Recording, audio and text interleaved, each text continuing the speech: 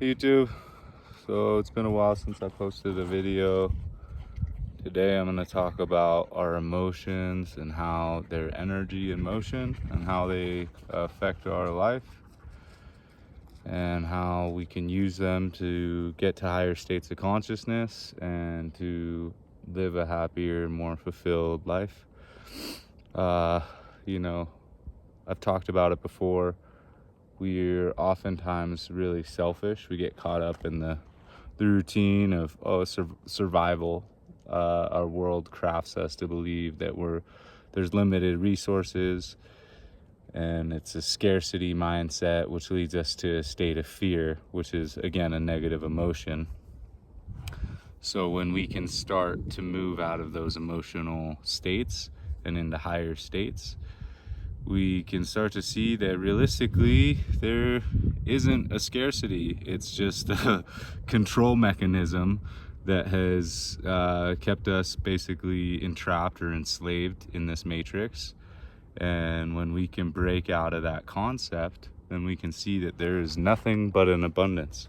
You get out into nature, and Mother Nature just wants to give. It's the pure essence of love. All it wants to do is nurture and to give, and it's given so much that we have taken a good amount of its resources and just keep taking from it without giving anything back. So I've used the metaphor before, but if we were cells in a body, we would be pretty bad cells, because all we're doing is fighting each other and taking resources from our host, instead of being in a symbiotic relationship and using it to promote goodness and health and benefit for mankind and for this planet, right? This ties into the whole climate change and that idea. Again, CO2 is the lifeblood of all the plants. So if we planted more trees, then that would extract the CO2 from the atmosphere and give us more oxygen, and we'd have a healthier atmosphere and a healthier environment for it. So there isn't really a lack that's going on. It's a inefficiency of the energy that we are using, and the inefficiency of the resources that we're using. And if we change that around, we would have a different planet.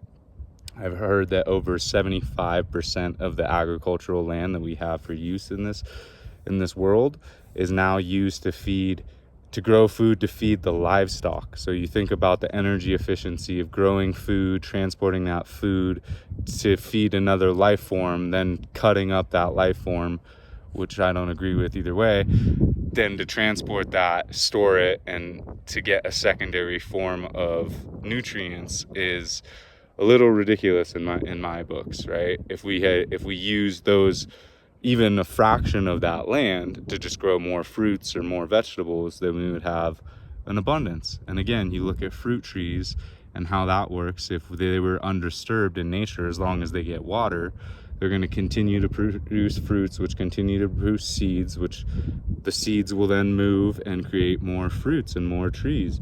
So the scarcity mindset is something that we need to break out of.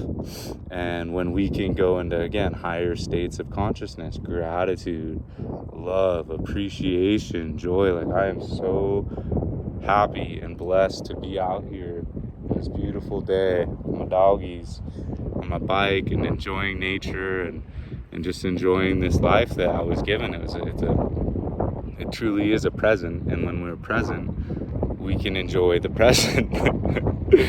So, just shifting our mindset. And I know it gets hard, because what happens is we wire our brains. So if we get used to feeling a certain emotional pattern for even if it was just a few days, it can throw your whole paradigm off. It can shift the whole way that you're thinking and feeling in your body. So by changing the energy, moving our body, and breaking out of these old habits that we programmed ourselves to be in, that are limiting beliefs and limiting systems of thought, then we can have a more beautiful world, and we can enjoy more of God's gift, So I'm rambling a little longer than I'd like to, but it's been on my mind that my videos have been short. I've just been trying to get a little bit more of a following, and I know they say people's attention spans aren't very long. I'm not editing or putting any music to this, so listening to some random guy on YouTube talk for a while is harder than it looks. But I'm gonna start applying more in-depth messages and talking more about what's going on, what I feel called to talk about. And so yeah, our emotional states are our energies in motion, and if we can raise that energy and have higher states of energy, then your body will physically vibrate at a higher level, and the universe is going to have to respond to how you're vibrating. So get out there and find appreciation, find joy, find compassion, find love, find peace. All of these are high level emotions, and if we can all start to cultivate more of that in our world, then I think we'll see it reflect in our outer world, because it's the inner world is reflected in our outer world. So as we start to change what's going on inside of us, then we start to see a change in other people. We start to see a change in our world, right?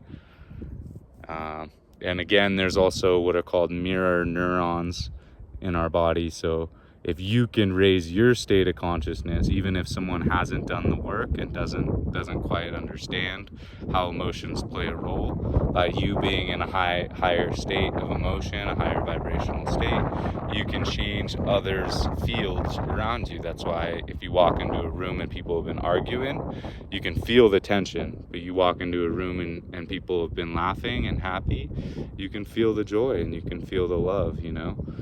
So I am just trying to start to release this information. I want to make a difference in the world. I want to make a change. And even if it's just one person I'm affecting, you know, the less people that are suffering and the more people that have this information at their fingertips, you know, they're powerful tools that we can start to utilize. And again, it'll just make a difference in our outer world. So be the change you want to see. Thanks again for listening. I wish you peace. I wish you love. I wish you a good life. Thanks again. Make a video soon.